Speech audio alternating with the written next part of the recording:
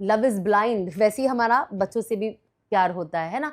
जिस दिन से वो पैदा होता है, आप देखिए सबसे ज्यादा अटैच वो अपनी माँ से होता है। अगर लड़की है तो लड़की को लड़की की तरह पालो। नाना के साथ भी कुछ होता है तो मेरे बच्चे जाके उधर पे भी दम कर देते, अल्लाह से मांगे कि अल्लाह इसे ठीक कर दो, कि उनका स्क्रीन टाइम थोड़ा कम करे, उनको कोई एक्टिविटी में बिजी करे। क्योंकि वो निवाला बना रहे थे तो मेरे तारिक जमील को खाना समझ में नहीं आया, तो जो कांदा रखा था वो उठा के उसने मेरे मुंह में डाल दिया। हम बहुत बार सोचते हो कि यार हमारी नमाज नहीं हो रही क्योंकि बच्चा पढ़ने नहीं दे रहा है। अस्सलाम वालेकुम एवरीवन, कैसे हो आप सब लोग। वेलकम एक और नए एपिसोड में। जैसे कि आप जानते हो कि ये जो मेरी सीरीज़ है इट्स अबाउट तरबियत औलाद की तरबियत पे फोकस करने का। तो पिछले वाले जो एपिसोड था उसके अंदर मैंने 5 पॉइंट कहे थे, एंड इस वाले एपिसोड में भी हम आपको 5 और इम्पॉर्टेंट पॉइंट्स बताएंगे। So let's start. So point 1, मोहब्बत के बगैर तरबियत जुल्म है और तरबियत के बगैर मोहब्बत बेकार। अब इसका क्या मतलब होता है? अगर हम बच्चों से बेइंतहा, आजकल जो हमारा कहते हैं ना लव इज ब्लाइंड, वैसे ही हमारा बच्चों से भी प्यार होता है ना, कि हम बच्चों के प्यार में इतने अंधे हो जाते हैं कि कभी कभी हमें वो बाउंड्री जो क्रिएट करनी है, बच्चों को जो सिखाना है, वो हम उसको भूल जाते हैं। बच्चे के प्यार में अच्छा गलत को भी हम सही कह देते हैं। कि एग्जाम्पल अगर मैं आपको बताऊं कि बच्चा बाहर गया, उसने दूसरे बच्चे को मारा, बच्चे को ये कहते हैं अच्छा उसने मारा ना, ठीक है तो तुम भी मारो, मेरे बच्चे को कैसे मारा। इंस्टेड ये बोलने के बजाय कि अगर उसने मारा तो आप आके अम्मी को बताओ कि आपके साथ ये जुल्म हुआ है and we will correct it. आप बच्चों को बागी मत बनाओ कि बच्चे लड़ने वाले बन जाए। बाहर जाके इसने एक थप्पड़ मारा तो बेटा, बहुत माँ लोग होते जो कहते हैं कि उसने एक थप्पड़ मारा ना बेटा, आप 5 थप्पड़ मार के आना। अब ये मोहब्बत में आप उनकी तरबियत क्या कर रहे हो? जीरो कर दे रहे हो। बच्चों को आप बता रहे हो कि वायलेंस का बदला आप वायलेंस से ही दे।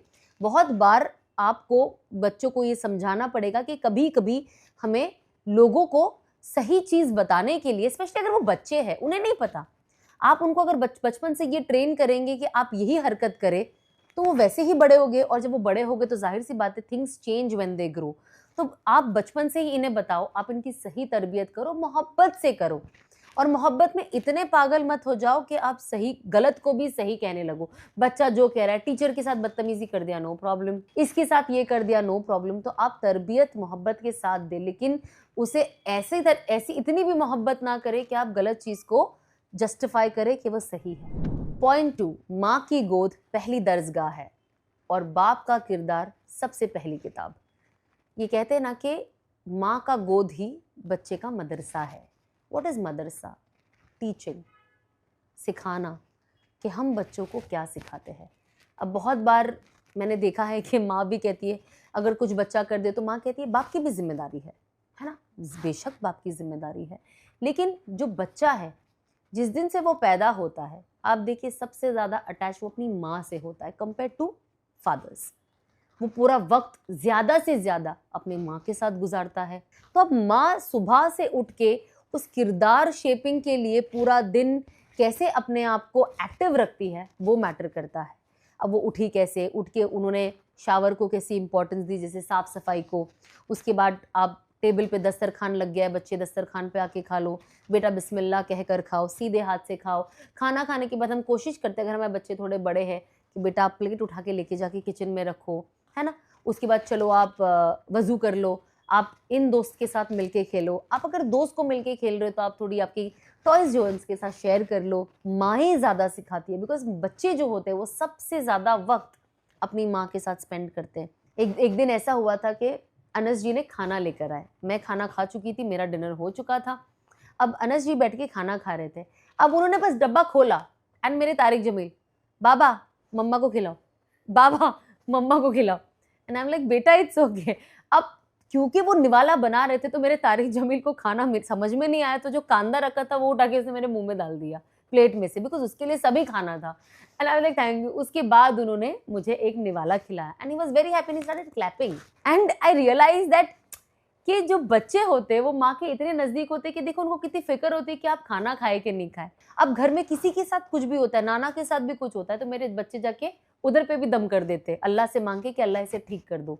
तो ये जो किरदार बनता है, ये जो हाथ दिल नरम होता है बच्चों का, ये सब देखकर, ये पूरा दिन माँ के साथ रहकर होता है। एंड जो तरबियत होती है टू बी स्ट्रॉन्ग, अगर आपका बेटा है तो आपके अब्बू सिखा रहे कि आप प्रोवाइडर हो, आपका काम है कि आप घर की ख़वातीन के लिए हर चीज़ आसान करें, मर्दों वाले काम आप करें, आप उनके लिए आसानी पैदा करें। आप जो हेवी लोड वाले काम है एज़ अ मर्द अल्लाह ने आपकी ज़िम्मेदारी रखी, तो जब आपके शौहर वो सब करते तो बच्चों को रियलाइज़ होता है अच्छा ये मेरा काम है, तो वो भी उन चीज़ों में इंटरेस्ट पैदा करता है। एंड इट्स वेरी इंपॉर्टेंट, अगर लड़की है तो लड़की को लड़की की तरह पालो और उसे बताओ कि लड़की कैसी होनी चाहिए, और लड़कों को लड़के की तरह पालो ताकि लड़कों को पता हो कि उनकी जिम्मेदारी क्या है, and that creates a balance.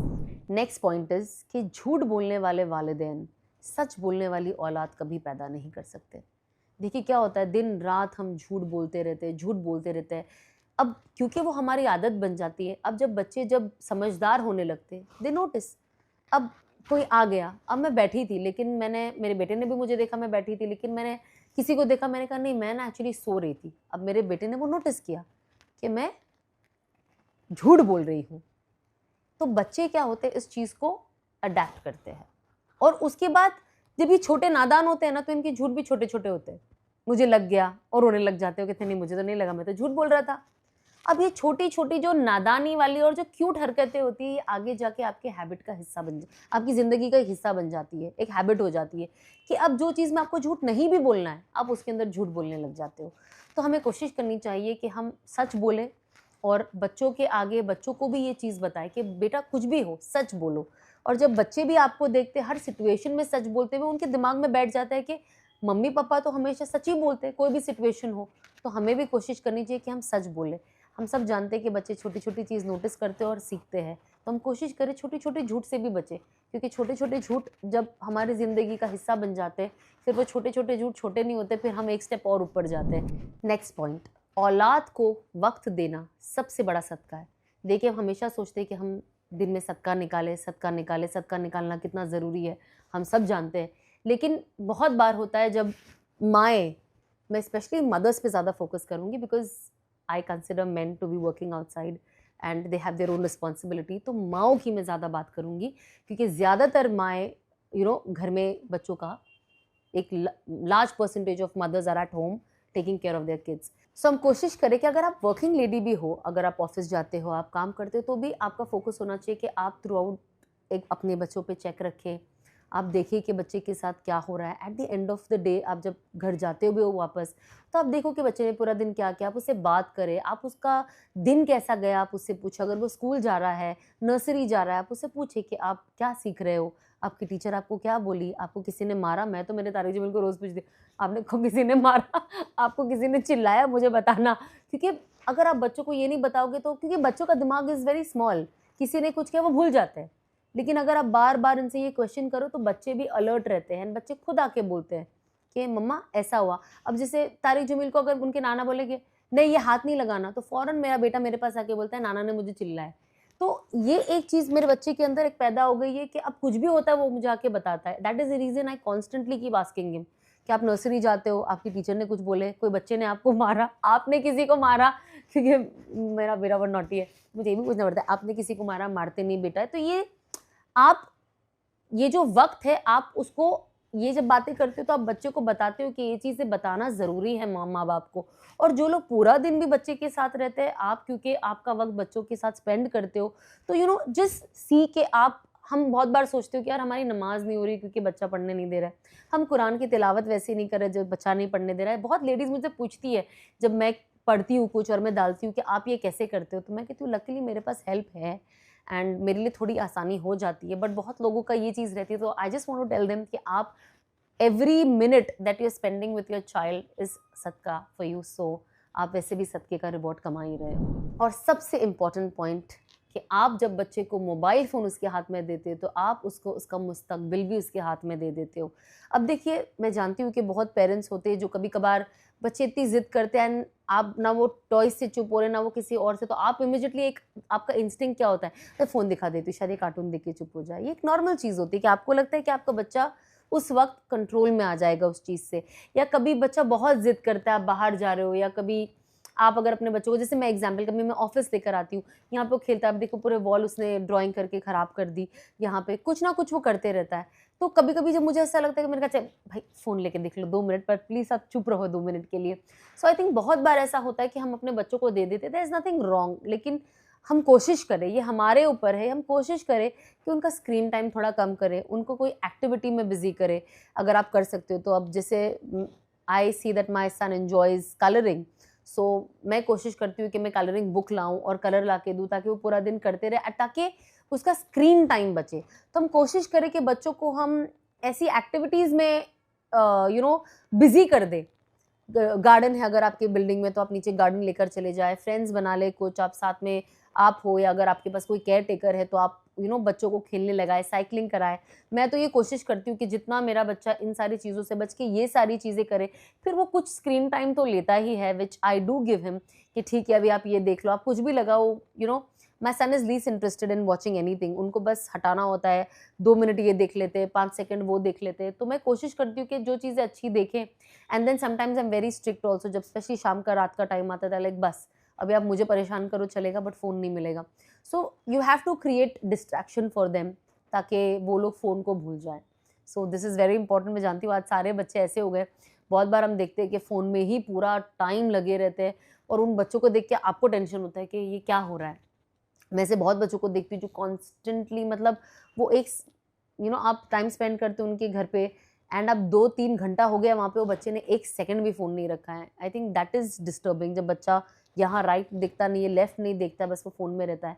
थोड़ा फ़ोन रहे, थोड़ा खेले, भूल जाए, फिर वापस आए, वो थोड़ा बहुत मैनेज करना पड़ता है। एंड आहिस्ते-आहिस्ते जिससे थोड़े-थोड़े बच्चे बड़े होते हैं, दे अंडरस्टैंड। तो बड़े बच्चों को समझाना ज़्यादा आसान है बल्कि, बिकॉज़ वो थोड़े समझदार हो जाते हैं, बट जो एकदम छोटे होते हैं उनको सिवाय रोने और चिल्लाने के कुछ आता नहीं है। तो आई थिंक थोड़ा डिफ़िकल्ट हो जाता है, but as mothers we need to find other alternative options for them.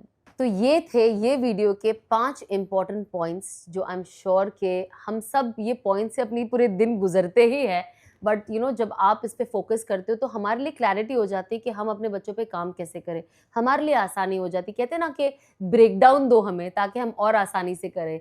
तो ये बच्चों की तरबियत का ब्रेकडाउन वाले सारे एपिसोड्स होंगे जो इंशाल्लाह आपको भी हेल्प करेंगे कि आप ये जो मेन पॉइंट्स मैं बोलती हूँ, आप खुद चाहिए तो आप एक पेपर पे लिख लें अपने लिए, ताकि आप वो फर्स्ट पॉइंट देखोगे तो अंदर आपको आपके बच्चे के ऊपर किस तरीके से काम करना है वो आप खुद समझ जाओगे। सो आई होप आपने ये एपिसोड भी एंजॉय किया होगा।